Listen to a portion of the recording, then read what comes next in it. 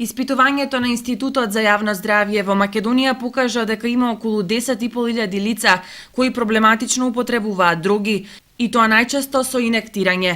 Од нив само околу 1500 се под третман. Европски стандарди велат дека државата има добра политика ако опфаќа до 60% од популацијата на корисници со некоја програма за лекување. При тоа не треба да се занимари и тоа што изостануваат програмите за ресоциализација кои ги има во само 4 града во Македонија, меѓу кои го нема Кочани.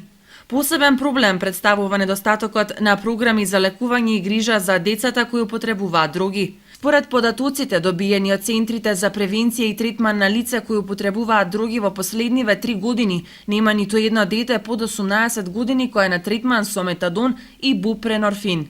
Заедницата за жал се уште на проблемот со другата гледа како на табу тема, бидејќи во наши прилики страшно срамно е да се обелудени кој е зависник од дрога.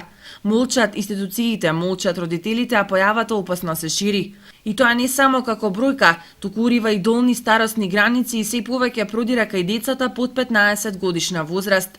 Од тука и прашањето колку од 10.500 зависници во Македонија се во општина Кочани или